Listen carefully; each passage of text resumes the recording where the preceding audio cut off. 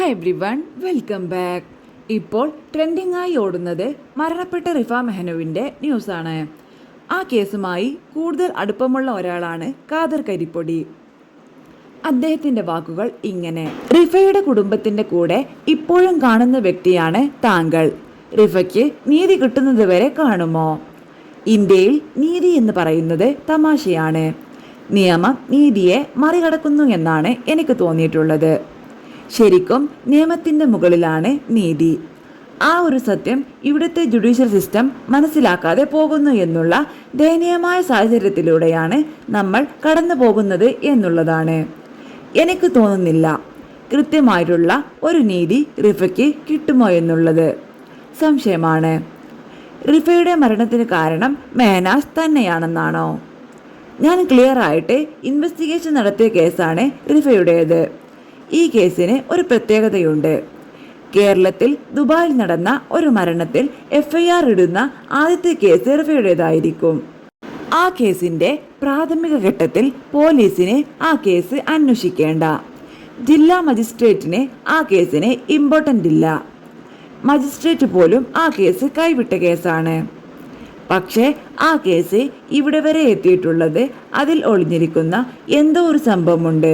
FIRന് ശേഷമാണ് ഈ പറയുന്നത് പോലെ റിഫ ഇതിനു മുൻപും ആക്രമിക്കപ്പെട്ടിട്ടുണ്ടെന്നും റിഫയുടെ കാലിനെ സ്റ്റിക്ക് കൊണ്ടുള്ള ഒരു ആക്രമണം റിഫ നേരിട്ടിട്ടുണ്ട് എന്നുള്ളതുമൊക്കെ ഈ കേസിന് ശേഷമാണ് വരുന്നത്.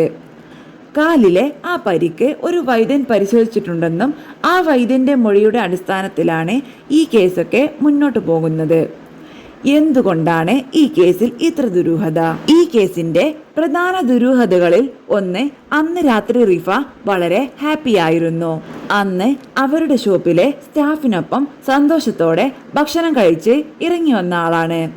അതിനുശേഷം മെഹനാസിനെ കോണ്ടാക്ട് ചെയ്യുന്നുണ്ട്, മെസ്സേജ് അയക്കുന്നുണ്ട്. മെഹനാസ് ഉള്ള റൂമിലേക്ക് അവൾ എത്തുന്നത് വരെ അവൾ ഹാപ്പിയാണ്. ആ റൂമിൽ എത്തിയതിനു ശേഷം അവൾക്ക് എന്തോ സംഭവിക്കുന്നു. എന്താണ് സംഭവിച്ചത്? എന്തിന് അത് ചെയ്തു? അത്രയും തകരാൻ കാരണം ആ റൂമിൽ 2 പേര് മാത്രമേ ഉള്ളൂ. ഒന്ന് ജംഷാദ്, പിന്നെ മെഹനാസ്, കൂടെ റിഫയും. അപ്പോൾ അവിടെ എന്ത് സംഭവിച്ചു എന്ന് പറയേണ്ടതിൽ ഒരാൾ ജംഷാദാണ്. അയാൾ നിർണായകമായിട്ടുള്ളൊരു മൊഴി പോലീസിന് നൽകിയിട്ടുണ്ട്. ആ മൊഴിയിൽ നിർണായകമായിട്ട് പറയുന്നത് അന്ന് റിഫയും മെഹനാസും പ്രശ്നമായിരുന്നു എന്നുള്ളതാണ്. എന്നിട്ടും ക്രെഡിബിലിറ്റിയുള്ള ഒരു തെളിവും മെഹനാസിനെതിരെ പോലീസിന് എത്തിക്കാൻ സാധിച്ചിട്ടില്ല. ഇതിലിപ്പോൾ കേൾക്കുന്നതും കാണുന്നതും മെഹനാസ് കാലങ്ങളായി പറഞ്ഞുകൊണ്ടിരിക്കുന്ന നുണകൾ പൊളിഞ്ഞുകൊണ്ടിരിക്കുന്ന അവസ്ഥയാണ്.